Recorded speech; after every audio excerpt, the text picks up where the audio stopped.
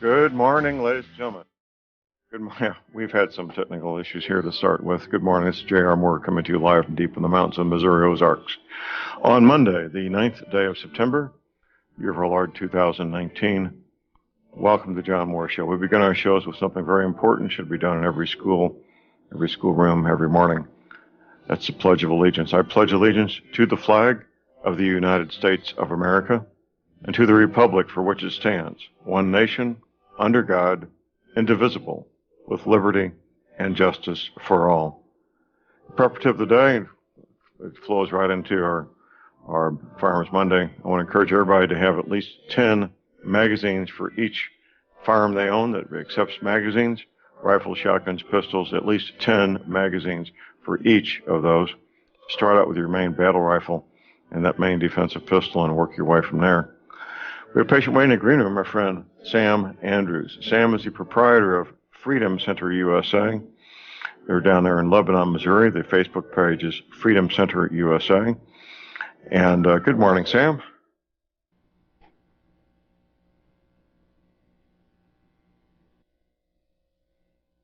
Okay, Sam, are you there, sir? I'm not hearing you. Can you hear me now? I hear you now. Yes, sir. Okay, we're starting out the week with some technical issues. Everybody, this Monday's show is picking up great numbers here, Sam, and everybody's waiting with bated breath to hear what the firearms tip of the week is, sir. John, the firearms tip of the week is that when you are headed into sandy, desert, mountainous, windy environments where you can get fine grit blown into and onto your firearms, is to reduce the amount of surface tension on the parts of your firearm. All petroleum lubricants have surface tension to them that will hold this fine grit and dust and will cause your firearms to malfunction and jam. So when we're headed into desert environments, we degrease our firearms completely, and the only type of lubricant we use is a dry graphite lubricant. And you can get that in spray form or in like a toothpaste tube form. And you want to lubricate your guns with dry lube when you're headed into desert environments or into mountainous environments that are extremely cold and the wind is going to be blowing and you've got fine grit in the air that will eventually find its way into your firearms. Now, when you say fine grit, you're actually describing grit as fine as talcum powder, aren't you, sir? Can be. It depends on what desert you're in, what mountain you're on, but absolutely, when you're in these windy, sandy, dusty environments, or you're in real Arctic-type conditions, the problem is that the guns don't act the way they normally do. Here in Missouri, we're in eastern deciduous forest. That's the external environment. It's a completely different environment than, say, the desert of Arizona or the peaks of the Rockies up where you elk hunt in Wyoming and Colorado. Not the same thing. And so you have to know what environment you're in, and you have to lubricate your gun accordingly. Absolutely. Well, this is information that men and women need to know because not every place is the environment that we normally live in. And you may find yourself unexpectedly in one of these hostile environments, couldn't you? Absolutely, or you may, you may choose to go there, for an elk hunt or a sheep hunt or a desert hunt. It's something that a lot of guys that grew up in the Midwest and eastern deciduous forest, they're not necessarily aware of those conditions unless you've been deployed to Afghanistan or Iraq, or you've been at war in the desert, or you've hunted in the desert or in the mountains. Your whole life, you may not have run into this before. Absolutely. Well, and time again, the U.S. military finds out the hard way that they get orders to go to one of these godforsaken places, and only to find out after they get there that the protocols they've got in place for example, firearms maintenance don't work. Well, we had exactly that problem with some of the guys we were training down at Fort Polk at the Joint Readiness Training Center. You know, one of the things that we would tell their leadership and their sergeants, their senior NCOs, is we would tell them, hey, if you have any questions when you're over there, don't hesitate to email us 24 hours a day. Send us an email. We'll get you an answer. And one of the questions that we got consistently from groups that had come through our training rotations were, our firearms are jamming because of the desert conditions. What do we do? And we told them, well, you've got to degrease the firearm and dry lube it with graphite lube. And they said, we don't have any graphite lube. And this CLP is not working. It acts like glue for the sand. And so we told them, all right, degrease your firearms and get some Mobil 1 from the motor pool. That was the oil they were using in the Humvees and some of the other vehicles, and use that high-quality synthetic lubricant. And their motor pool sergeants would not give them any Mobil 1 to lubricate their firearms with. So they pulled it off the dipsticks of their vehicles, and they emailed us back and said, well, our guns are running about twice as long as they were. It's better than it was. Now, that's being creative and getting the job done. And, of course, it doesn't take a whole lot of lube. What's on the dipstick would not amount to even would be a tiny fraction of an ounce. But that's all they needed, wasn't it? Yeah, a quart of oil would have lubed everybody's weapon systems. A quart of synthetic oil would have lubed everyone in a platoon's weapon system for 6 months. But these guys running the motor pool wouldn't give up even a quart of oil to their fighters. It was unbelievable. Well, the Army I was in, stuff was traded and swapped back and forth pretty routinely between people that wanted it and needed it. If I had something you wanted and you had something I wanted, a swap was made. I don't understand how that could take place, but maybe today's Army is different than the one I was in. It's completely different than the one you're in. I had an Army sniper that was at the range this weekend on Saturday. And the things that he told me about the current Army, it made me want to go home and cry. You want give us just one example, if you would, please. Well, he had just graduated from what they call USAS, the United States Army Sniper School. And I asked him if they were training our basic guys in thermal detection and how to avoid it. He said no. I asked him if they were training them in the vertical component of wind drift. He said no. I asked him about 7 questions on some basic things that our snipers need to be trained on, and the answer was, no, we don't get that until we go to SOTIC, which is the Special Operations Target Interdiction course, which is the advanced sniper course for our Special Operations guys. But they're so nervous about training anyone on stuff that actually works and keeps our guys alive in warfare that you don't even get it in the basic schools anymore. But many of these, I would say it would be a fair statement, Sam, that the majority of these snipers never go to the second school. I would say 96% of them. Right. So the life-saving skills that they could and should be getting in this basic training course for snipers is not being given to them. No, but we sure have time to send them to sensitivity training. Just infuriates me, John. Is that where you find out what you feel when you shoot the enemy soldier? You feel recoil? Well, I guess we could go down this rabbit hole if we want to, but let's stick with firearms. What do you say, brother? Yeah, but this is more fun. Roger that. Roger that. Well, Sam, the majority of people listening to us, they've never really had any what you and I would consider tactical training with firearms. And that's what you offer down at Freedom Center. And before I forget, what's that telephone down there at Freedom Center USA? Our number is 417-718-2597. 417-718-2597. I give that up frequently so people aren't bugging me for your phone number later in the day. Well, let's begin from the beginning.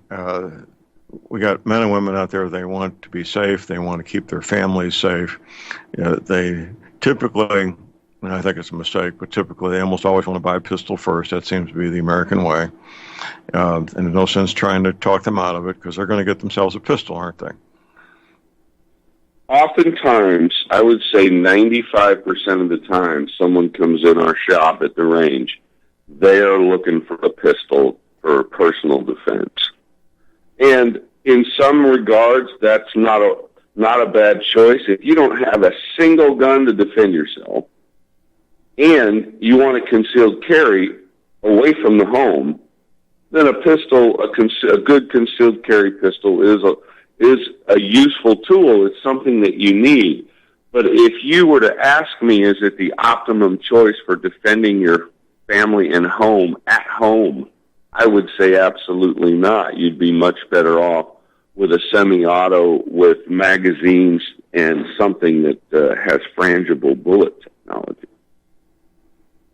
Absolutely. Well, I agree with your assessment.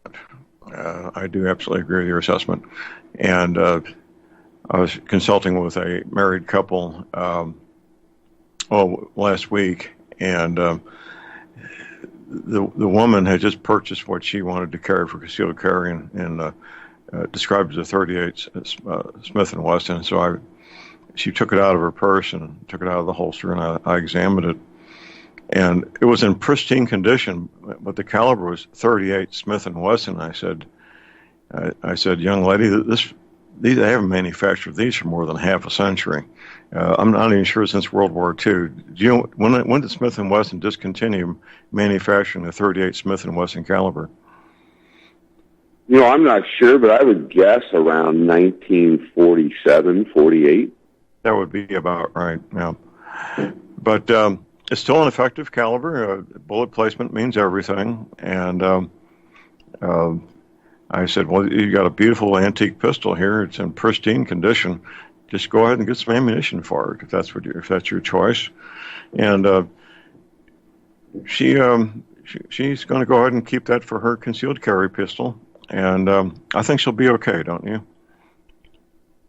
Well, I sure hope so. My main concern is the pressure of ammo that she runs in that pistol.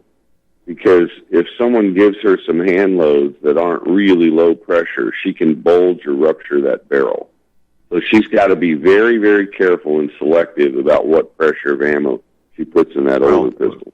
Well, I agree, and I'll be encouraging her to not use any hand loads because it's going to be, unless you know the person who did the hand loading and they had specific instructions, that could be a disaster waiting to happen, couldn't it? A lot of people don't realize back in the day, older firearms, we didn't have the heat treating technology for barrels that we have. Some of the guns that were made don't have a barrel of the proper hardness.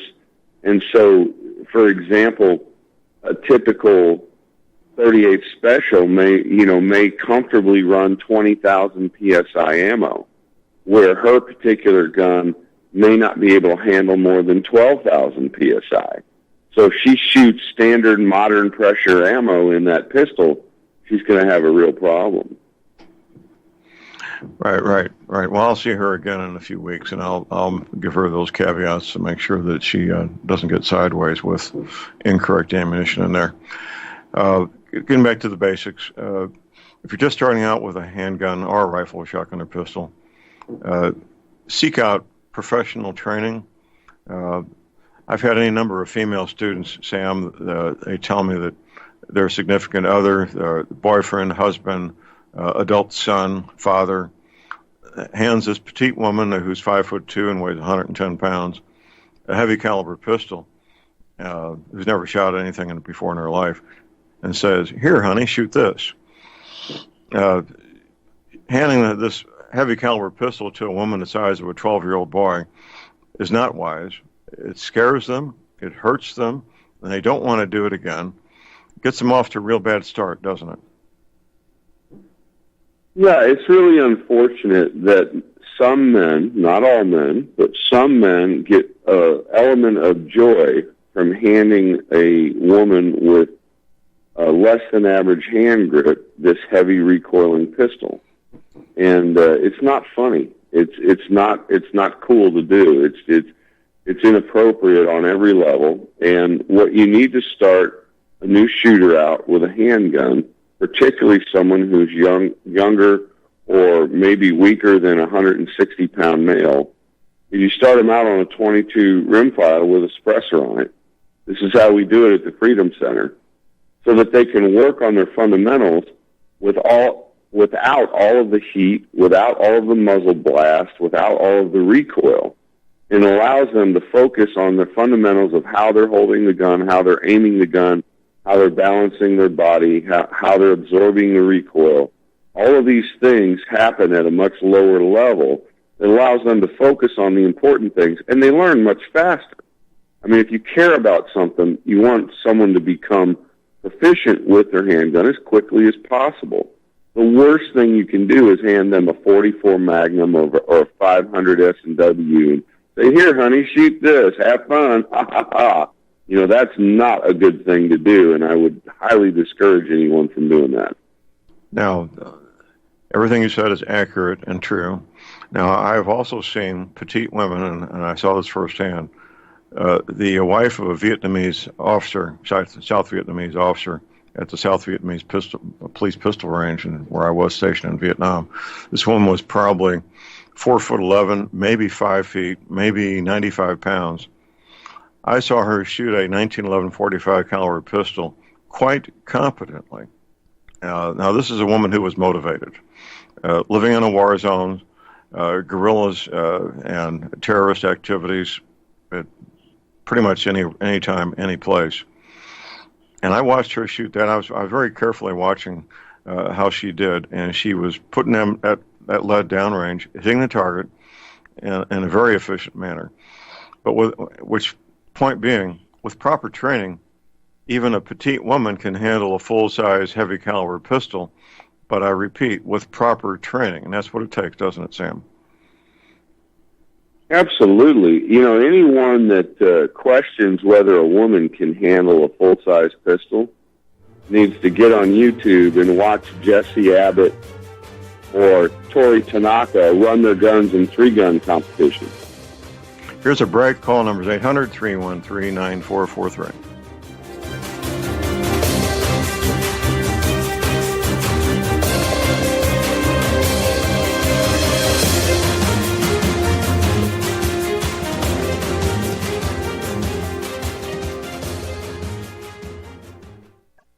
Tired of being lied to by mass media? It's growing more and more apparent today that news is received less and less through standard media outlets. Even with a growing audience every day, RBN is beginning to direct more efforts into social media. Social media and the use of the internet is fast becoming the primary source of people for news, regardless of demographic. RBN has set out to provide some of the best news on the internet through republicbroadcasting.org, and also has begun to use the tools to our advantage by way of social media. Republic Broadcasting is now operating a Facebook page to function as yet another avenue to have our collective voice reach new audiences across not only America, but across the globe as well. The Facebook page features not only news, but also an RBN player to listen to our broadcasts.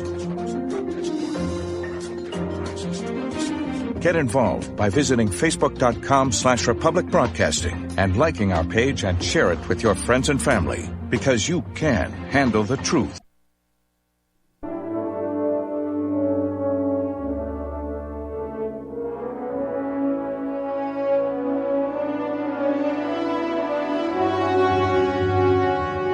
All right, we are back with Jim Terra Moore here on Monday, the 9th day of February. We're going on a cruise.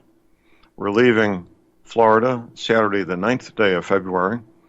We'll be at sea a couple of days. We'll be at St. Martin. We'll be at San Juan, Puerto Rico, a private island owned by the Royal Caribbean Cruise Lines. Everything's going to be fresh and new. All the hurricane damage will be repaired, and everything will be spanking new at all our ports of call.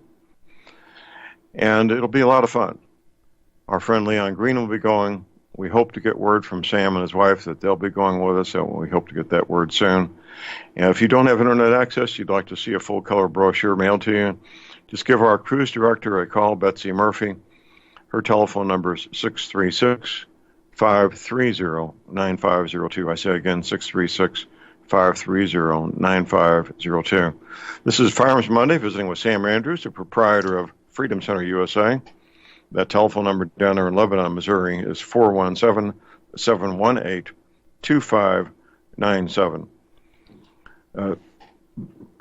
Sam, it's a rare occasion that people have professional instruction before they start handling firearms, isn't it, sir? Well, it's traditionally in America. You've been taught by your father, your grandfather. So it's uncommon in one sense, but it's becoming a lot more common now. People are going to other sources like the internet, YouTube, or they're coming to the range and actually getting instruction, and that's a really good thing to come to a range and get personal instruction from an expert. It is. Now, many people think, wrongly, that the instruction they'll get in concealed carry class, which I'm one of the instructors, is going to be all they need. And I've heard people say, I'm going to go learn how to shoot a gun. I'm going to take this concealed carry class.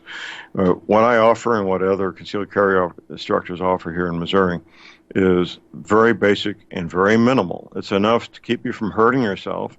It's enough to get you started. It's a good beginning point. And I encourage my students to follow up with either more instruction from other more advanced courses, or just keep practicing on their own to sharpen their skill sets. And it should be an ongoing, lifelong process, shouldn't it, Sam? Yeah, well, we encourage people, when they inquire about a concealed carry class, we encourage them to take one basic pistol course before you take the concealed carry class. That way you don't have any anxiety about being able to qualify and get your concealed carry permit. If you take a good pistol class, a good basic class, before you go to your concealed carry training class, you will be relaxed, you'll be comfortable, you won't have any worries about passing the course and qualifying, and you'll be able to focus on the course material in concealed carry, which is really important on how to use force and when to use force and when not to use force. So we encourage people to take at least one class before your CCW class, and that way you can relax in the CCW class and really enjoy it. Absolutely. Well, people are thinking, I spent all this money. I really need to pass this course. I don't want to fail the test. The only test is required by the state is to hit the silhouette 15 times out of 20 from 21 feet, which is a very low standard. I've actually had, in all the years I've been doing this, I think I've had 2 students who couldn't do that the first time. And in both cases, they had that front sight pointed precisely at the X, but the rear sight was way down. They weren't even hitting the paper because they didn't have a proper sight alignment. But once we got that corrected, then they did okay. That's a good procedure you've got there, Sam, because people are nervous, and it applies to both men and women. Women have their concerns, and what men will do, even men who have some experience with handguns, the men will grip that pistol with a death grip. When I see their knuckles turning white, I know exactly what they're doing. Women have multiple different issues about fear and coming in with no knowledge at all. But we address all those things, don't we, sir? Yeah, just to get a little bit of help from an expert for a day just makes all the difference in the world, because first off, it shows you the proper way to hold a pistol, what muscles to use and what muscles not to use. so the gun's not shaking in your hand. When you death grip the pistol with the small forearms and the small forearm muscles control the fingers and thumb. And when you death grip a pistol with those muscles, the pistol will shake. When you learn to use the big muscles of the body to control the recoil of the pistol and to hold on to the pistol becomes very, very steady, and the control of the pistol goes up exponentially. And just being shown those techniques and then being given a few simple drills to practice just makes all the difference in the world in how confident you are with your handgun. And it's not a matter of how strong you are. Arnold Schwarzenegger, 40 years ago, when he was in his top athletic situation there, even he, with a death grip, would start shaking after only a few seconds. That's just the nature of human physiology, isn't it? Yeah, it sure is. As a matter of fact, the bigger you are, the more you shake when you death grip. How about that? We have about an hour break. We'll be right back.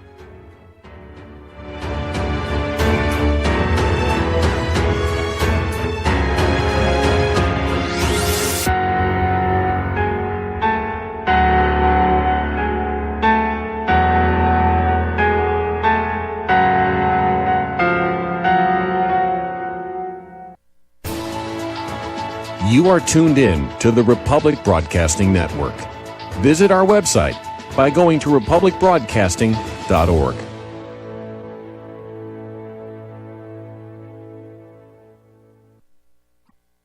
It's happening, ladies and gentlemen. We here at RBN are working with Front Sight Firearms Training Institute to bring our audience the best in combat, tactical, and defensive firearms training. Whether you're a private citizen who is new to firearms or you have a concealed weapon permit and want a level of training that surpasses what you've received from your local gun range, Front Sight provides priceless education and skills taught by seasoned law enforcement, military, and private citizen instructors to levels that far exceed law enforcement and military standard. With nearly 1 million responsible citizens trained from every town, city, and state from across the United States, Front Sight has bolstered the Patriot movement to a whole new level. Contact Dan Sutterfield by phone at 573-762-2356 or 573-465-2356 or shoot him an email at domedan, DOMEDAN, at hotmail.com. This is a limited time opportunity. Don't miss it.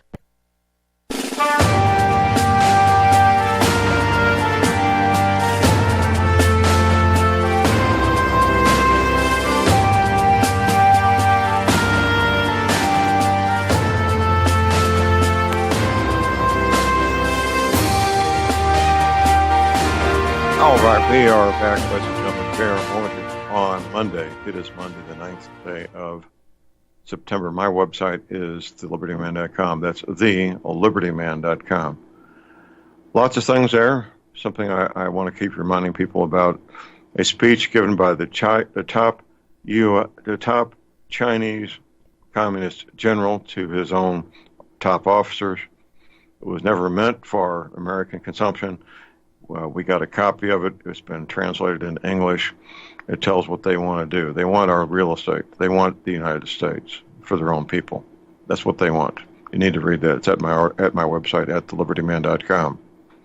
Also, my website, of course, you'll find energy cleaners for sale under products on my homepage. Just go to products and there'll be a drop-down menu. You'll see energy cleaners there. I use mine every day, and you can also. If you want to wake up pain-free after a great night's sleep like I do, get yourself an energy cleaner. Arthritis pain, joint pain, back pain, not getting a great night's sleep. Healing up from surgery, you really need an energy cleaner for that. Only $285, shipping included. Keep in mind, I offer a 90-day money-back guarantee.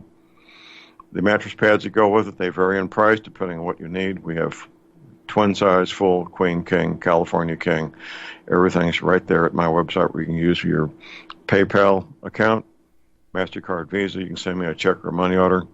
I also have a toll-free line. Here it is, 800-592-9543. I say again, 800-592-9543. This is Firearms Monday, visiting with Sam Andrews, the proprietor of Freedom Center USA. That Facebook page is Freedom Center USA. The telephone number down there in beautiful Lebanon, Missouri is 417-718-2485. 2597. Sam, we got a couple of callers on hold here. First, we go to a gentleman taking a break from feeding his goats. That's Jerry in Texas. Good morning, Jerry. Good morning, John and Sam. I have a hardest time remembering. It is Sam, right? That's right. Yes. Okay.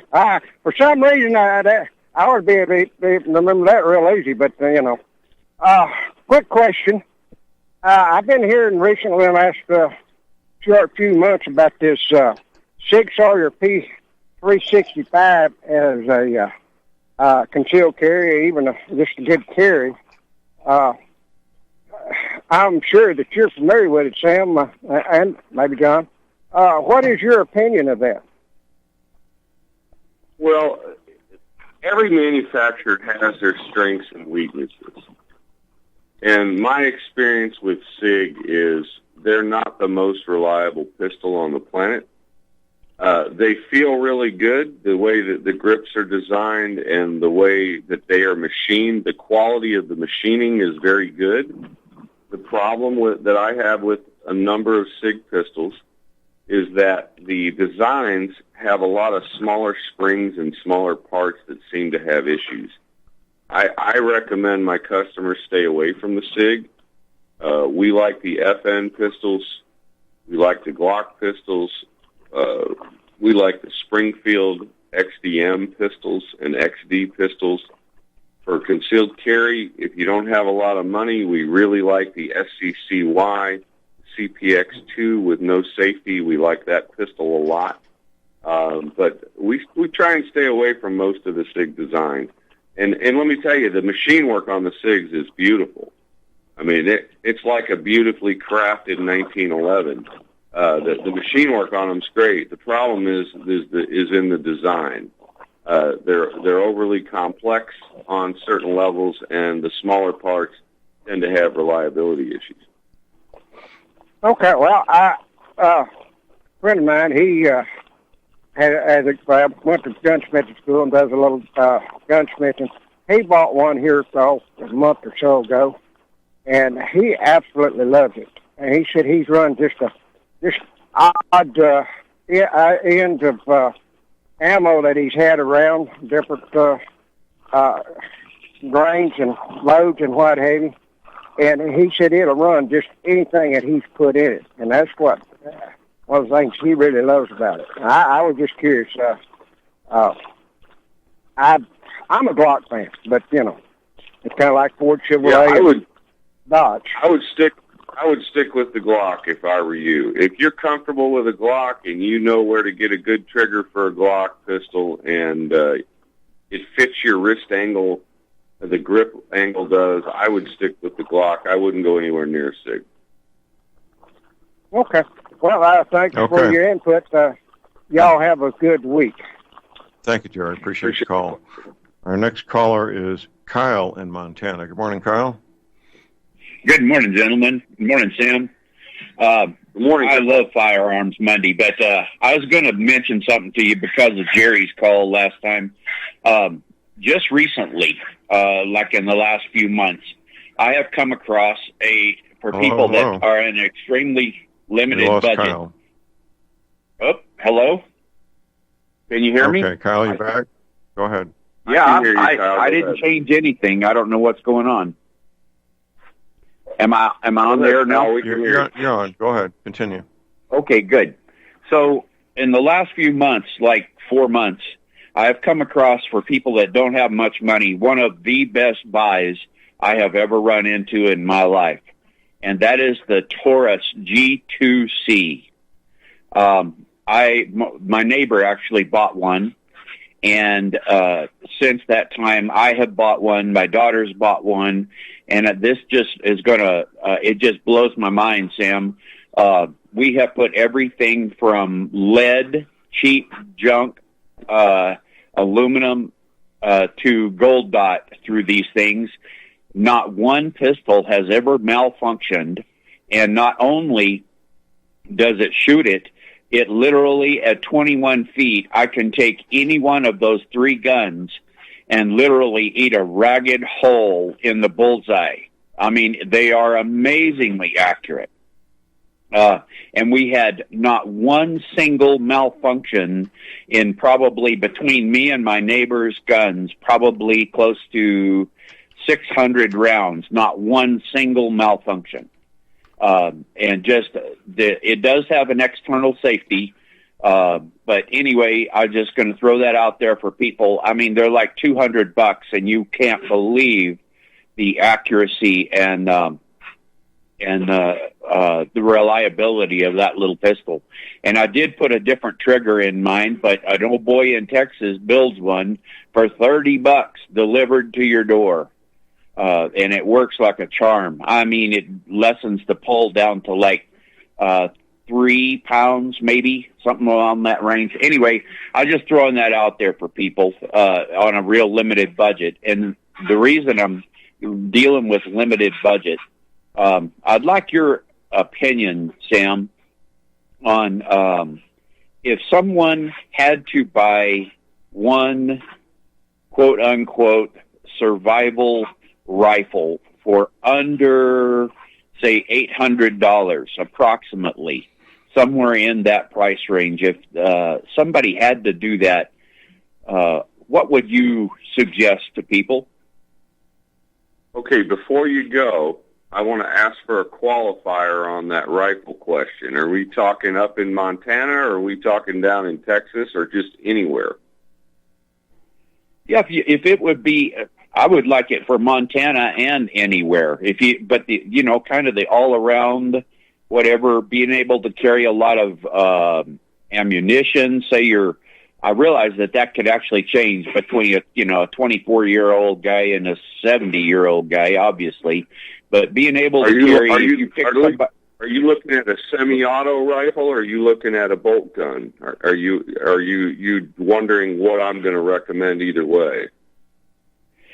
Actually, what I'm wondering is if you could only choose one, if you had to pick it out of there for survival, for defense, if you had to just choose one rifle for people, and they were in the mid-range, say they're in their mid-40s, and in average health, which I'm older than that, but I'm in pretty good shape. Anyway, if you had to do that, I always was curious just what your opinion would be on something. If you had to pick the one, if you only had one rifle and you had to live off the land and protect yourself, what would you do? I mean, if it was in the $800 range, say to $1,000, maybe 800's a little tough, but yeah, I figured it would be. That's why I was asking. Okay, that's a great question. So first off, I want to say that the information that he gave us on the G2C is exactly what we found. The G2Cs that we've sold our customers and that I personally tested have been eminently reliable. They're great little pistols. Now, they're also a bit more expensive than the CPX-2. So they're sort of in between price-wise a Glock or an FN and something like an SCCY CPX-2. So for the low-end market, if you're trying to save money and you're pinching pennies and you need a good, reliable pistol, we would recommend the SCCY too. But if you've got a little more cash, you've got $50, $60 more to spend on a pistol, I wouldn't hesitate to get a Taurus G2C in 9mm, because it is a very well-made little pistol, well-designed, and it's extremely reliable. As far as the question on the handgun, or on the rifle, I should say, if I could only own one rifle for all things in North America, it would be a semi-auto. It would be the G2 version, the small frame version of the 308 semi-auto, similar to an AR-10, but on a smaller, lighter AR-15 frame. It's what DPMS calls their G2 receiver design. And there are other companies that have gone to something similar. And it's lighter. It's got the semi-auto that absorbs the recoil. You've got all these different bullet choices from a 110 VMAX up to a 230 grain long range high BCVLD for long-range shooting. You can kill an elk or a bear with that bullet. You just have so much flexibility, so many choices. So for the average-sized man, any rifle, only one gun, I would choose a semi-auto 308 with a 16-inch barrel and a suppressor, and a number of 20-round magazines. And what did you call that gun again? Would you go over that again? Say what was it again? Yeah, so the least expensive version to look at, the thing that's going to get closest to your 800-yard mark, is the DPMS. It's the G2 receiver. It's made by DPMS, and it will handle the 308 cartridge.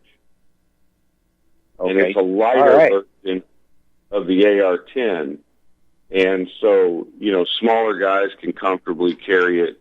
Women that are athletic could easily carry one on a sling. And if I could only have one gun, that's probably the one I would pick in the price range that you're discussing. Excellent. All right. Well, the other thing I was going to mention to you, and I appreciate your opinion. You always are extremely knowledgeable of things. On the YouTube the other day, I was watching this guy, and he was shooting a 9mm, and I can't remember the bullet that he had, but he was shooting this thing out to 100 yards with a pistol, and it went plumb through a 2x4 multiple times. And then he decided he was going to go to 200 yards, but he did not use a pistol. He went to his Kel-Tec, which I realize picks up, probably another 200-300 feet per second. But anyway, it went, one or two of the bullets went plumb through a 2x4 at 200 yards. Just throwing that out there for people. It's just, that's, and people ain't normally near as tough as a 2x4. Well, the 9mm will hurt you all the way out to 200-400 yards if it hits you. It certainly has enough energy to do that. And so I like to talk in levels of energy. So a 22 rimfire bullet, it may have 60 foot-pounds of energy or 40 foot-pounds of energy. A 9mm Corbin round from a Plus P has 450 foot-pounds of energy. So you're talking something that's 4, 5, 6, 7 times 22 rimfire ammunition. So, even when it goes subsonic, it has tremendous amount of energy to hurt someone. Now, will it kill a 200-pound man at 300 yards with one shot, no questions asked? Probably not. But it will seriously hurt you, even if it hits you at 400 to 600 yards. Yeah, I agree. I just thought I'd throw that out there. I figured you probably knew more than I did on this stuff. But I always appreciate this show on Monday, John. Thank you much for having him. And I appreciate you, Sam, being willing to do this. So I wanted to be specific about the question. There's a G2 DPMS, the G2 Bull. If you look at that gun, you're going to get closest to the price. It's a G2 bull barrel, but if you go to DPMS's website and you look at the DPMS G2 selection of rifles, you'll start to find something that's in the realm that you're looking at. Excellent. Thank you, guys. Okay, thanks, Kyle. Right, appreciate the call. Call number is 800-313-9443. There's lots of subtleties and nuances to all this, aren't there, Sam? Yeah, there sure is. When you're looking for a gun that's priced right, that's low cost, and you're trying to do a complicated thing. And here's the hard part about his question about rifles is not all hammers are made equally. I mean, if you're up on a roof and you're roofing, you're going to use a certain type of hammer. That's not the same hammer you're going to use to drive stakes into a railroad tie wall. And that's not the same hammer that you're going to drive fine brad nails into furniture with. And so when you ask this question, what's the one gun that will do it all? That's a really tough question because because one tool doesn't serve a lot of masters in the real world. But that's right. The DPMS, the G2 AP4, or the GPMS G2 MOE from DPMS, these are the guns that will be the most flexible, in my opinion. Here's our break. Call numbers 800-313-9443. Be right back.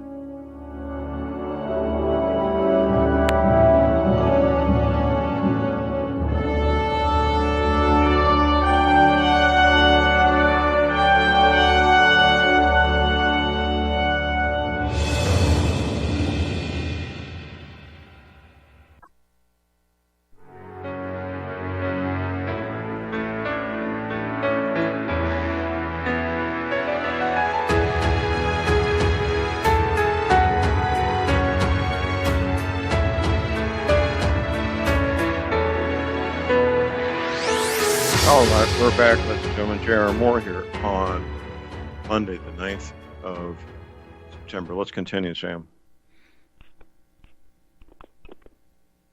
Hello, Sam. I can hear you now. Okay, go ahead. Let's continue. Well, we were talking about one tool doing everything, and that's a difficult task. The gun that I would choose to use to defend my home would not necessarily be the gun I would choose for long-range hunting. So it's better to have a couple of options. I would prefer my ultimate gun for a man to defend a home with would be a piston-operated 6.5 Grundle. For guys under 200 pounds, an AR-15 and 6.5 Grundle that's piston-operated and suppressed with a good trigger system is going to be about as effective as you can get for defending your home in the near term. If I were looking at a long-range precision weapon, we would do a 260 Remington improved on an AR-10 type chassis. We can do that on a G2 as well, and it will shoot 1,400 yards supersonic. Extremely effective long-range weapon with very little recoil. You can spot your own hits. Incredible wind deflection performance, better than a 300 Win Mag. Just an extremely effective long-range soft target weapon system. And, handguns inside the home. Look, if you're defending your home, you want a suppressor on that gun. This is the hardest thing. The most trouble I have convincing the average person is when you fire a gun indoors, you want a suppressor. You need a suppressor on that weapon system. And they all say, well, why? And I say, because the days of the lone burglar are gone. This woman shot 5 people trying to get in her home last week. 5 people trying to get into her home at the same time. Thank God she had a semi-auto weapon and she knew how to use it and she defended her kids. But the days of the lone burglar, the lone rapist, those are gone. Those days are over. Now it's groups of thugs coming into your home. And when they come for you, you better be able to place 4, 5, 6, 7 shots quickly and accurately. Here's the problem. If you don't have a suppressor on your weapon system, you may shoot the first 2 guys coming in the front door. But you may not hear, once you fired that weapon without a suppressor, you've lost your hearing. And you've lost 160 degrees of situational awareness because you can't hear anything going on behind you or to the sides and behind you. And so it's really, really important to have a suppressor on a handgun or on a rifle to defend your home with if you have to fire indoors to repel someone from your house, so that you keep your situational awareness in case his buddies come in from a different window, a different door, or a different angle. Well, I fired handguns indoors, and wearing extra hearing protection and earplugs and earmuffs, and it was still very loud. It's just like the end of the world. It's incredible. Here's our top of the hour break. We'll be right back. All right, we're back, ladies and gentlemen. J.R. Moore here on Monday, the 9th day of September. Prepper tip of the day, I want to encourage everybody to have at least 10 extra magazines for each of their firearms that accepts a magazine, rifles, shotguns, pistols. Don't get those inexpensive aftermarket magazines. They can't be trusted generally. There could be exceptions. Factory-issued magazines are the most reliable. This is Firearms Monday, visiting with Sam Andrews, the proprietor of Freedom Center USA. That Facebook page is Freedom Center USA. The telephone number down there in beautiful Lebanon, Missouri, where you can get gunsmithing done. You can purchase firearms. You can get the highest quality tactical training there is. The telephone number is 417-718-2597. Let's continue, Sam. Okay, so we were talking about suppressed weapons for indoor defense. You mentioned that you had fired a handgun inside with double ear protection. Right. And so what the discomfort that you were experiencing is a result of the overpressure of the firearm bouncing off the vertical walls of the area you're in. When you shoot a gun outdoors, the sound pressure wave travels out away from you, and it continues to travel away from you.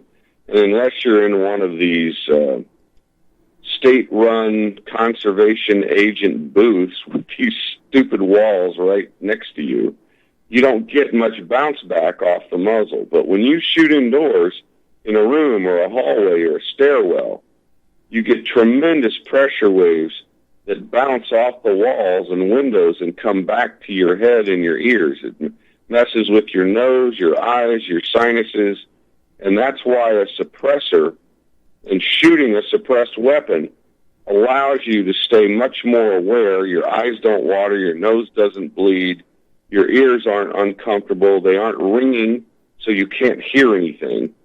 Those are all the advantages to having a suppressor. You don't have any of those problems. You shoot, you identify the target, you put it down, you stop the attack, and you move on to the next target. That's right. That's right. Well, my experience shooting indoors was some audio testing in a homicide case I was working on, shooting 410 shotgun shells out of a Derringer. And the concussion, it was not with the double ear protection, the noise level, the decibels was not an issue, but the concussion was just brutal. Yeah, and without hearing protection, you literally go deaf instantly. You just go numb from the overpressure and the sound. And it's just something that people that go to the gun range and shoot with foam ear protection or with cans on their ears, they don't understand that in the middle of the night, when someone kicks your door in, the last thing you're going to do is reach for hearing protection. You're going to grab a gun or a gun with a flashlight on it or a tactical light on it, and you're going to go deal with the threat. The last thing on your mind will be, oh, let me get my electronic ear protection on and turn it on so I can hear better. That's just not going to happen in the real world at 2 a.m. No, it's not, and it shouldn't. You need to be focused on protection of life and property, not taking care of your hearing when that situation arises. Well, you're talking about suppressors. Tell us about the process of selecting and purchasing and all the legalities of getting a suppressor right now, and how long it takes, of course. So right now, if you were to purchase a suppressor, you pay for a suppressor at a gun store or a gun dealer that has the proper federal certifications to sell you a suppressor. It's either a Class 3 dealer or a Class 2 SOT manufacturer, and you buy a suppressor. What you're actually purchasing is the rights to that serial number. You don't get to take the can and walk out of the store with it. You don't get the suppressor to take home that day in America. Okay? So what happens is you pay for the suppressor, you buy the rights to the serial number, you fill out a Form 4, 3 copies of it, 1 goes to the sheriff, 2 goes to the ATF. You do a fingerprint card and a 2x2 photo. All that gets included with your paperwork and your $200 check, and you send it off to the NFA branch of the ATF in West Virginia. The check that you write them gets sent to Atlanta. It gets cashed within about 9 days, and then it takes your federal government about 10 or 11 months to process your paperwork after they've cashed your check. They mail your federal stamp and approval to the gun dealer where you purchase a suppressor. He calls you on the phone and says, hey, today's your lucky day. Come pick up your federal paperwork and pick up your suppressor and take it home. It's now legal for you to possess this thing. And that turnaround time, once again, is how long? 11 months. Whoa. Not so long ago. Every American should be calling their senators right now and complaining about the lead time and the time it's taking the ATF to process paperwork. It's absolutely criminal. 3 years ago, or 4 years ago, when Sandy Hook happened, 5 years ago now, I guess, the lead time went from 4 months to a year and 2 months because the number of suppressors being purchased and the amount of paperwork to process tripled, quadrupled overnight. And they only had 12 people in the office processing paperwork. Well, they hired 12 more, apparently, to help process paperwork, but now they have, I think, roughly 30 people processing, 40 people processing paperwork. They should have 400 people processing paperwork. The ATF, when you pay them $200 for a tax stamp, for a suppressor, $100 of that goes to the Tax and Trade Bureau. You know who keeps the other $100? The ATF keeps it. They are making hundreds of millions of dollars, the ATF is, on paperwork, and they won't hire an extra 50 people to process the paperwork. They make you wait a year. Now, that tells me that there's government bureaucrats running this now. If I had people wanting to give me money, I would hire more people so more people could give me more money more quickly because I have a profit motivation. They really don't care, do they? Well, there's a political agenda to delay the delivery of suppressors. So they're not interested in processing them quickly. They're interested in taking as much money as they can take and processing them as inexpensively as possible and as slowly as possible. Well, that's a shame. I don't see how that's going to change until we get control of both houses of Congress again with the what's it they call it, the Hearing Protection Act. I don't see where it has a snowball's chance in hell until we control both houses of Congress. What do you think? The ATF is never going to give up that $200 check unless they're forced to. They will never do it. I mean, it enables them to do all kinds of things financially, the money coming in from those suppressors. And it's unconstitutional. I mean, let's be really clear. This has a deterrent effect. This is an infringement on the rights of all Americans. It is clearly a deterrent. I've had a number of customers in the last 3 months tell me, well, I'm not going to buy a suppressor. I just refuse to wait a year. I mean, would you pay for a car up front and wait a year for it?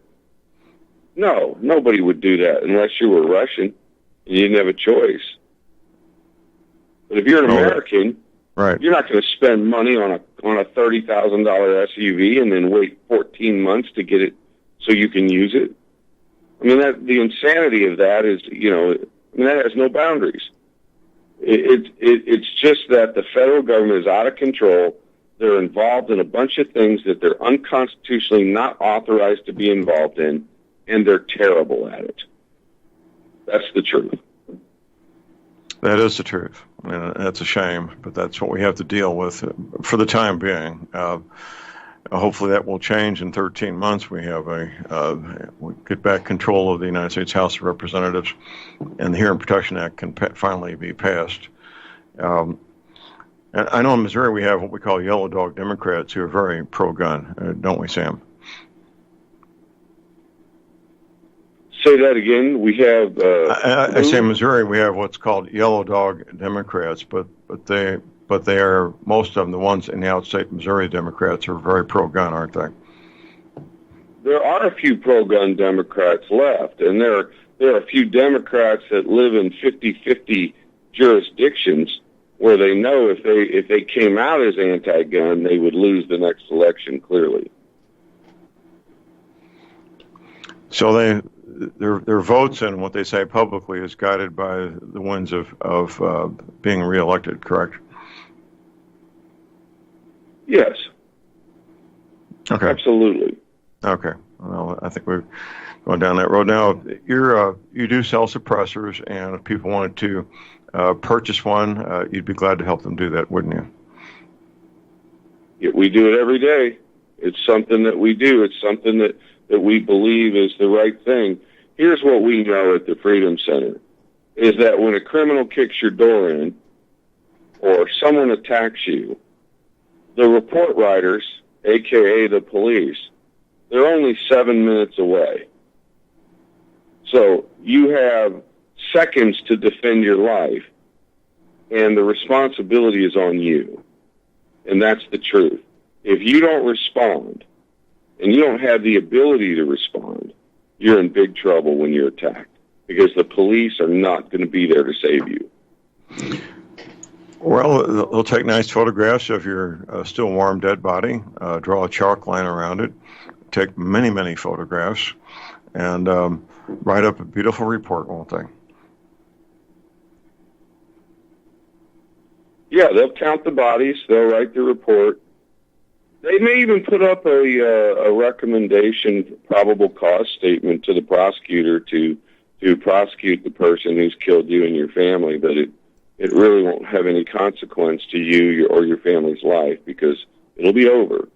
So understand this, in the real world, the laws of physics demand that you respond to an attack and that you repel the attack and that you dominate and win in that environment, or it may be the last thing you do.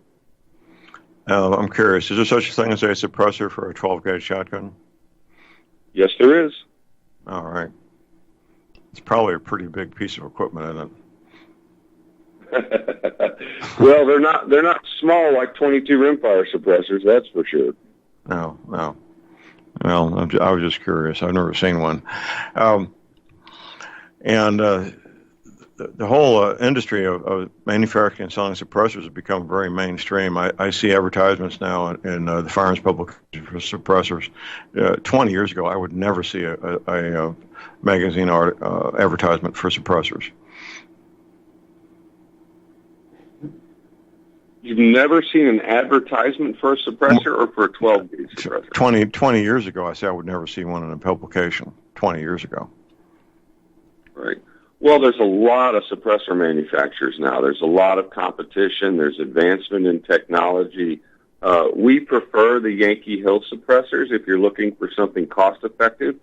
Their quick-detach systems are just absolutely stellar. They work well. Yankee Hill tells the truth about their sound suppression. They don't let their marketing people lie about the performance, where a lot of companies like Surefire and other companies, they'll lie about the performance of their suppressors. They'll exaggerate it and say their sound suppression is better than it is. Yankee Hill is a company that's been very reliable. Their machine work is very consistent. Their alignment is very good. Their attachment mechanism is top-notch. And so for a cost-effective, lifetime warranty suppressor, it's pretty hard to beat a Yankee Hill suppressor. Now, the high-end suppressors that we sell for the super accurate 2,000 and 3,000-yard sniper weapon system, we use a company called Crux, C-R-U-X, and they make an attachment system where the alignment is just perfect. It's not as convenient as the Yankee Hill. It's not as quick to take the suppressor on and off, but the alignment is perfect, and the sound suppression is a couple of dB better than the Yankee Hill, so we put them on our high-end rifles.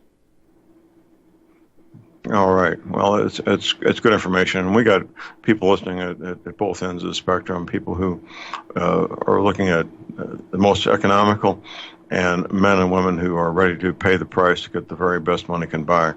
So it's good to know that you have knowledge and the ability to sell both there, Sam.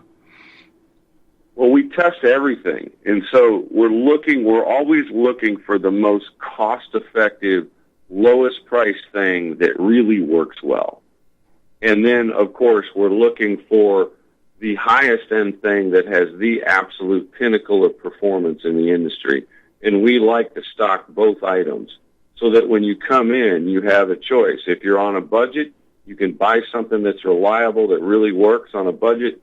And if you have the financial means and you want something that is absolutely at the pinnacle of performance technology-wise, we have that available as well. Absolutely. So what's new at the Freedom Center USA in terms of training and or building facilities there, sir? Well, we've got Bill Hamilton, the head of the Arctic Warfare Training Center for the Army in Wisconsin. He's coming in to do a CQB class. The class is full, so it doesn't do me any good to advertise it here.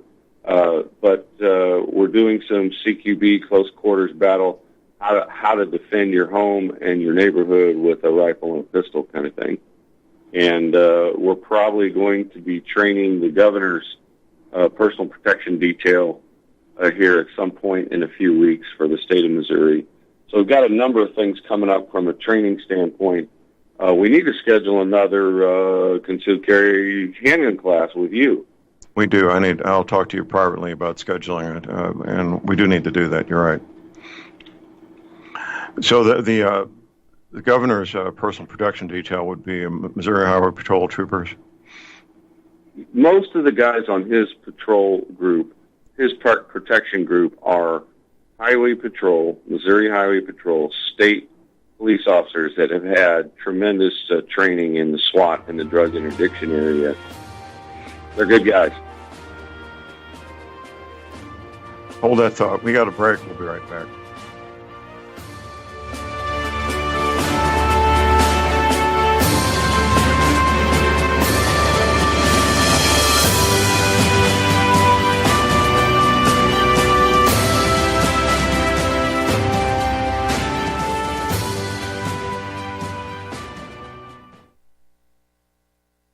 Republic Broadcasting Network depends on listener support of our advertisers and of our sponsors. We'd like to especially thank all of you who have taken advantage of our fundraiser with FrontSight Bonus. Those who are now FrontSight members, please train as soon as possible for your sake and for that of our nation. And please consider sharing your training and what you've learned when you arrive home. Republic Broadcasting Network has to stop promoting this fundraiser on air and on the website in just a few days. Dr. Ignatius Piazza, president of FrontSight, made a gracious exception to his no media rule for us at Republic Broadcasting Network. Thank you, Dr. Piazza. And once you've been to FrontSight, feel free to call your favorite host and share your experience on the air. We can continue this fundraiser without media help, but it'll be totally up to the listeners to spread the information. Please call Dan Sutterfield in Missouri at 573-465-2356, 573-465-2356.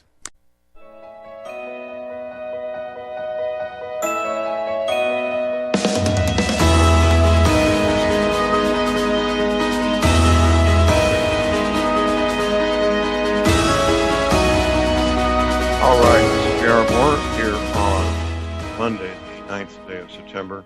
We're going on a cruise. It's going to be a lot of fun. Valentine's Day will be right in the middle of it. It will be February the 14th. We leave the 9th of February from Florida, get back the 16th. It will be fun. It will be romantic if you choose it to be. We're going to have some interesting conversations, discussions, myself, Leon Green, others, possibly Sam. No commitment yet. It's too soon. All the details at my website at thelibertyman.com.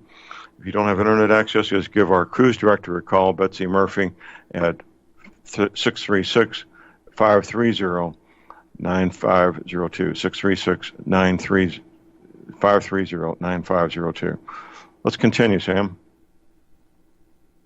Well, we were talking about training and maybe scheduling another concealed carry weapons class with you. And what I'd really like to talk about, interesting thing happened this past weekend, with Walmart taking their anti-Second Amendment position. Walmart has been exposed now. Their executives working with George Soros to push an anti-gun agenda. And of course, my wife got into a discussion on whether or not we would shop at Walmart ever again. And we decided that we would look for other options, that we wouldn't be spending our money with companies that are anti the Bill of Rights. Not just the Second Amendment, any human rights that are God-given. If your company's involved in thwarting people's human rights, we're not spending our money with you. So through much discussion, we decided to go looking at other grocery stores, and we found a grocery store in Lebanon. The name of the store is Aldi, A-L-D-I, and they had tremendous organic food choices, and the prices were better than Walmart. Where my wife had been traditionally grocery shopping at Walmart, she tried Aldi this way, and we went and shopped, and she spent about $140 on groceries that would have cost $190 at Walmart. Well, there you go. I believe Aldi's is a German company, isn't it? I have no idea, but I'll tell you what, their prices and the quality of their food were certainly better than what she was buying at Walmart. And she was honestly shocked. She came out of the store and she said, I just got to apologize. I've been shopping at Walmart. I've been wasting our money. And I said, no, you've just been doing what saves you the most time, and that's fine. But we don't want to spend money at Walmart. And she was happy. She was so pleased with Aldi and the food and the choices. She said, I should have been shopping there since we've lived here. Well, it was habit. People fall into a habit, and that's understandable. And if you don't think about it, you may think, well, Walmart, of course, they have the best prices. Well, obviously, they do not. So that's good. All right. What course is coming up at Freedom Center USA might interest some of our listeners in the upcoming few months? Well, we'll have another long-range introduction to long-range training class. We'll do an advanced long-range class. If you've taken the first class, then you're eligible to get into the second class, where we get into the more complex details about making first-round hits at long range. We talk about the vertical component of wind drift. We talk about how to do a weighted wind average. We talk about relative air density adjustments. We get into Coriolis adjustments. So the first class gives you the skills you need to make hits out to about 600 yards.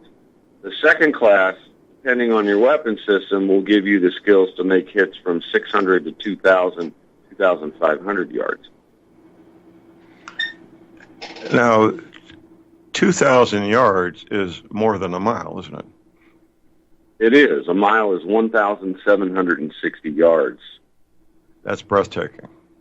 It wasn't so long ago that such levels of marksmanship were not even considered possible, were they? Well, certainly not to the general population. The fundamentals of accuracy are bullets, brass, barrels, bedding, and beautiful machine work, and the big guy calling the wind and pulling the trigger. So we have the 6 B's of accuracy. Bullets, bedding, barrels, brass. If all those things aren't of a certain quality, you're not going to have the level of precision that you want. And so that has improved, particularly in the area of bullet technology and bullet quality. So a traditional long-range bullet is a boat tail bullet with a really slick-looking nose that has a jacket thickness that is identical all the way around the circumference of the bullet, so the bullet can fly and spin balanced. If you had 2 10,000ths of runout or variance in the thickness of a bullet jacket, it wouldn't be near as accurate as a bullet that was made on a zero-tolerance situation on the jacket. And so the manufacturers, particularly Hornady, their engineers have gotten really, really good at holding the jacket tolerances to almost zero. And so these bullets now, with their new aerodynamic designs, are flying really well. Hold that thought. We have a break. Call number 800-313-9443.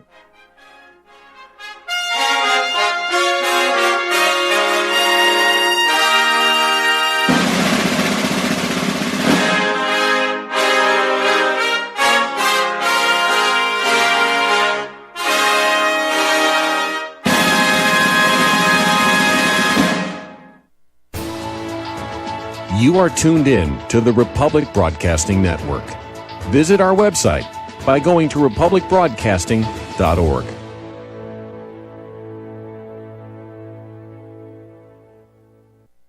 Tired of being lied to by mass media? It's growing more and more apparent today that news is received less and less through standard media outlets. Even with a growing audience every day, RBN is beginning to direct more efforts into social media. Social media and the use of the internet is fast becoming the primary source of people for news, regardless of demographic. RBN has set out to provide some of the best news on the internet through republicbroadcasting.org, and also has begun to use the tools to our advantage by way of social media. Republic Broadcasting is now operating a Facebook page to function as yet another avenue to have our collective voice reach new audiences across not only America, but across the globe as well. The Facebook page features not only news, but also an RBN player to listen to our broadcasts. Get involved by visiting facebook.com/Republic Broadcasting and liking our page and share it with your friends and family, because you can handle the truth.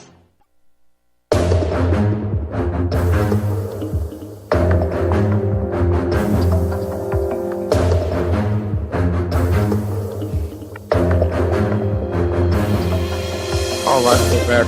I'm J.R. Moore here on Monday. It's Monday, the 9th day of September. Only 13 months until the election. How about that? 13 months away. My website is thelibertyman.com. That's thelibertyman.com. Interesting things there. My newest DVD is titled The Heavens Are Shaking. I was up in Cincinnati, Ohio, doing this presentation May the 11th. It's a 4 DVD set with myself, Clyde Lewis, Pastor Paul Begley, and my friend Stephen Ben-Nun, former CIA guy. He's now my Tuesday guest every Tuesday. It's a great DVD, a lot of information there. And also, of course, also my website. As most American adults, have issues with sleep and issues with pain, which takes in more than half of all the adults in this country, you really do need an energy cleaner. I'm sitting on the energy cleaner pad right now as we speak, getting that energy coming right into my body. You can also. All you need to do is go to my website, go to the drop-down menu under Products. You'll see the energy cleaner down there, about the middle, and click on that. You can get all the details, how it came into being, the wonderful testimonials. You can place your order right there using PayPal, MasterCard, Visa for the energy cleaner, the mattress pad to go with it, and I will get them processed and get it out the door. This is my home business. I'm the guy that boxes them up. I take them to the little country post office at Cherryville, and it goes out priority mail, usually 2 to 3 day shipping here in the United States. All the details right there at my website at thelibertyman.com, or you can call my toll-free line 24 hours a day, 800-592-9543. I say again, 800-592-9543. Visiting with Sam Andrews, the proprietor of Freedom Center USA. That Facebook page is Freedom Center USA. The telephone down there in beautiful Lebanon, Missouri is 417-718-2597.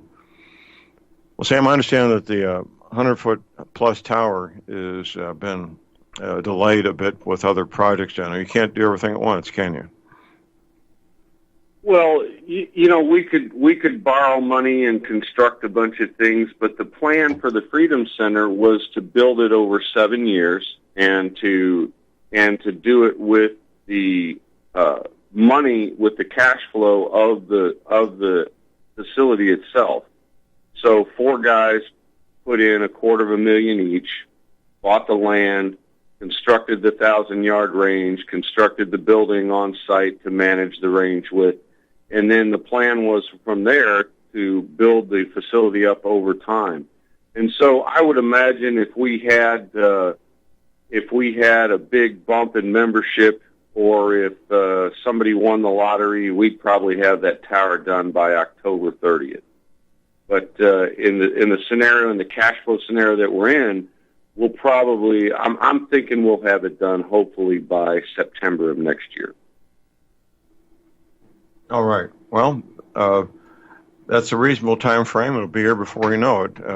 As I'm telling people, the 2020 election is only 13 months away, and September of next year is only 12 months away. That'll fly by, won't it? Well, interesting that you bring up the election because, I've said on this show and I've said on Facebook in a number of posts that Donald Trump will not be the president of the United States in 2020 if he signs on to any gun control. And that statement, along with my statement about the NRA and how corrupt they are, has brought tremendous criticism from NRA members. And what's fascinating about it is there's a huge story in Breitbart and on the Drudge Report today talking about how Donald Trump's closest political advisors have determined that gun control could be problematic for his reelection. And I've been saying this for a year, that if Donald Trump signs on to gun control, he will not be reelected president of the United States. And I've been criticizing the NRA for their corruption for decades. Well, guess what? One of their top people, the NRA, just got caught taking out illegal loans to buy real estate for herself personally with NRA money. Isn't that fascinating? Well, there's a lot of turmoil within the leadership of the NRA, and I believe that Colonel Oliver North resigned his position because he was aware of what's going on, did not want to be associated with it. It's a shame to see this happening, but the real pro-gun organization, of course, is Gun Owners of America, isn't it? Yeah, Gun Owners of America, that's the organization to give your money to. They're the people that sue the federal government when they overstep their bounds. They're the people that are actually in the business of defending your gun rights instead of in the business of enriching themselves personally and helping the FBI gather a database of gun owners, which is what the NRA has been doing for decades.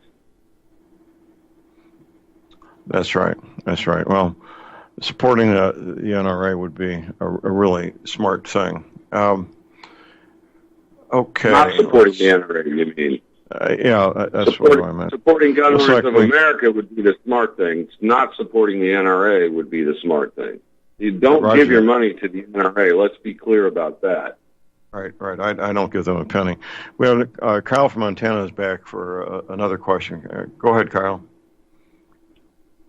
Yeah, Sam. Sorry to call in twice, John, but you guys jumping around so much, you cover a lot of subjects that I'm interested in. So back to the suppressors for just a second. Yes. Sam, so do you say you bought like a G2C or a Glock or something and it did not have a suppressor on it. So other than the $200 cost, do you need to buy a different, you'll obviously have to get a different barrel or get one machined to be able to take a suppressor, and then approximately go ahead. The pistol, if it doesn't come with a threaded barrel, you have to change the barrel. Now on a Glock or a G2C, that takes 10 seconds to pull the slide off and swap the barrel to a threaded barrel. And those barrels run between $170 and $300 depending on what brand you buy and what the coating technology and material is on the barrel.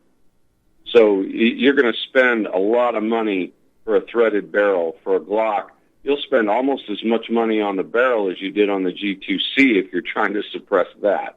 I don't know of anyone that makes a threaded barrel for a G2C, but I'm not saying they don't. I'm just saying I'm not aware of anybody who's got them in stock. That might be something worth looking for because it's a good little pistol. Now, yeah, they had those. They had those on sale at one of the sporting goods stores here. The G2Cs for $199.99, and then you got a $25 rebate back from Taurus. So yeah, that's cheap, deal. You know. Yeah, I thought so too for that pistol. But the other question I had is: so after you spend the $100 to $300 for the barrel, how much does a suppressor cost, or is it possible after you get your stamp that you could build your own? Well, when you build your own, you do it on what's called a Form 1, not a Form 4. And you could build your own if you have some really good machining skills. If you're not really intimately familiar with lathe operations, I wouldn't try and build my own suppressor.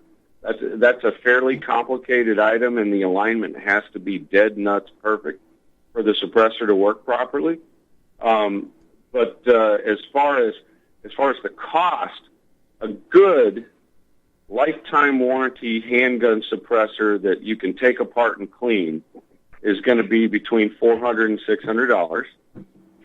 And a really good rifle suppressor for a centerfire rifle is going to be between $500 and $700, maybe $1,000 if you go with titanium. A 22 rimfire suppressor that'll work on a handgun or a rimfire rifle with a half 28 thread, you can buy those between $160 and $300. Okay. All right. Excellent. Excuse me. Well, that's all I had, gentlemen. I hope you have a great week. Thanks. Okay, Kyle, thank you. Appreciate the call. The call number is 800-313-9443. How many rounds is it going to vary between taking the suppressor apart and cleaning and putting it back together? About how many rounds approximately? Well, most people will clean their suppressors every 500 to 1,000 rounds if they're rimfire or handgun. If they're rifle suppressors, you don't really take those apart to clean them. They're usually welded up pretty tight. They don't come apart. You don't need to take them apart because at 60,000 PSI, the suppressor burns hot enough to burn clean on the inside. So you don't get a buildup of material like you will with a long rifle suppressor or a handgun suppressor. The handgun suppressors and rimfire suppressors are designed to be taken apart and cleaned, where the rifle suppressors that are shot at a very high pressure are designed not to. Now, here's the caveat to that. If you're shooting subsonic ammo, like we load subsonic ammunition for 308 and 223, if you're shooting subsonic ammo in a rifle suppressor, you will want to clean that. And what you do is you get a PVC tube or a plastic bucket, you fill it with MEK, you drop the rifle suppressor in the bucket for 24 to 48 hours. You pull it out with a tool, not with your fingers. You don't want the chemical getting on your fingers. You pull it out, you blow it out, drain it, and then blow it out with a high-pressure air gun, and then reinstall it back on the rifle. Well, it's pretty simple, and there's a lot of advantages to these suppressors, and people really need to carefully consider it, don't they? Yeah, when you get into suppressed weapons, the devil is in the details. You specifically have to know specifically what you're doing. And the other thing is, when you go to test ammo, like let's say you buy a gun with a suppressor, and you've been shooting this ammo through and it's working great, and you decide, hey, there's this new Hornady A-tip bullet out. I want to try that A-tip bullet. Do not, under any circumstances, shoot that A-tip bullet through your suppressed gun with the suppressor on. Test the bullet without the suppressor on first if it's new ammo to your weapon system. Because if you don't have the spin rate to stabilize that bullet, you're going to destroy that expensive suppressor you waited 10 months to get a hold of. Whoa, that's scary. So always when you change ammo, always test the twist rate of your barrel with that new bullet at that new velocity with the can off. And if you're printing a nice round hole in the target at 100 yards, then put the can on and continue testing. What would be the danger sign you'd be looking for in this testing procedure before you put the can on? Well, if the bullet's stable, you're going to make a nice, round, controlled group, hopefully sub 2 minutes. So that group will be smaller than 2 inches at 100 yards, and you'll have very round holes, the exact diameter of your bullet in the target. If the bullet isn't stable, you're going to have round or slightly oblong holes that are a large group, bigger than 3 inches, or you may have bullets that keyhole into the target and go into the target sideways. And so you won't see a round hole. You'll see something the shape of the bullet, the profile of the bullet. All right. Well, hopefully this information will help people avoid a very expensive and possibly dangerous situation. Well, when you get into the suppressor game, you need to start understanding and looking at twist rates. So the bullet manufacturers will have a recommended twist rate. The twist rate is also engraved into your barrel on a rifle, and you can look it up on the internet for your pistol. And it will say 1 in 7 or 1 in 10, or it'll say 1/11, something like that. And that tells you that you get one complete revolution of the rifling helix in 10 inches. That's what 1 in 10 means. It means you get one revolution of the rifling in 10 inches of barrel length. So the pistols, you might find 1 in 13, you might find 1 in 15. The smaller the diameter of the bullet, the faster twist rate you need to stabilize it. So a 223 bullet, you'll find barrels in a 223 weapon system as fast as 1 in 7 is quite common, and as slow as 1 in 9. So you might find a 1 in 8, a 1 in 7.7, which Krieger makes. A 1 in 7 is very common for the M4s. With a 50 cal, you've got a much larger bullet diameter, and so you don't need as fast a twist rate for the large bullets. So you might find a 50 BMG with a 1 in 14 twist, a 1 in 13 twist, a 1 in 15 twist is very common. And so when you get into the suppressor game, you do need to understand what bullet you want to shoot, what twist rate barrel that requires, and make sure things match up and work together. Well, the time to do that is before you make the purchase of the suppressor, not afterwards, right? Absolutely. And keep in mind, if you already have a gun of a particular twist rate with a threaded barrel and you want to put a suppressor on it, don't hesitate to do that. That's fine. But where you have to pay attention at that point is you have to pay attention to what ammo you feed it. And that comes down to testing the ammo with the suppressor off, making sure the bullet's flying stable, and making a nice small round hole in the target, not keyholing into the target or shooting a 4 or 5 inch group, at 100 yards, which tells you you're on the threshold of stable versus unstable. And the reason that's not acceptable is, let's say you go out on a 70-degree day, and instead of shoot your typical 1 inch group at 100 yards, you wind up shooting a 5 inch group with this new bullet. Well, you were smart enough to leave the can off, and you go, 5 inches. That's not that bad, but the bullet holes are still round in the target. Well, guess what? At 35 degrees of temperature, those bullets that were on the threshold of stability that shot that 5 inch group will now keyhole into the target and destroy your suppressor. So you have to have control of the bullet. And we don't recommend shooting anything through a suppressor that doesn't have what we call a 1.5 gyroscopic stability or higher. And if you want to learn more about that, you could certainly give me a call at the number we've provided. I'll explain that stuff to you, how easy it is to check those things. But it is something, when you get into suppressed weaponry, you have to know what ammo you're feeding to that gun so you don't damage the suppressor. We got a caller here. We got Jimmy in Florida. Good morning, Jimmy. Good morning, Don. Good morning, Sam. Good morning. Good morning. Just want to let our listeners know to go on the Freedom Center app on Facebook and join. The article you had on red flag laws was really nice to read that. Okay. Thank you. Thank you very Jimmy. much. Appreciate it. We got a break. We'll be right back.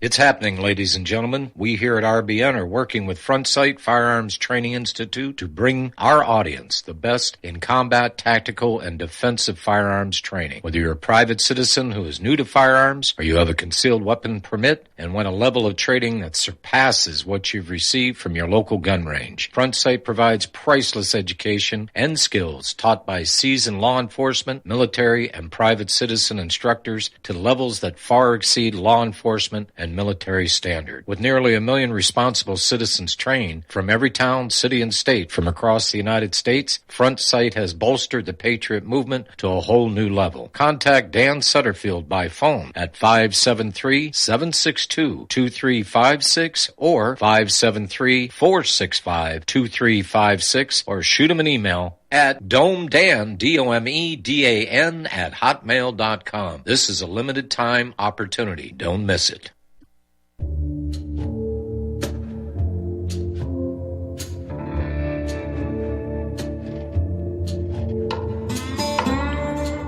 All right, we are back, ladies and gentlemen. Jared Moore here on Monday. It is Monday, the 9th day of September. Visiting with Sam Andrews. That number down there at Freedom Center USA is 417-718-2597.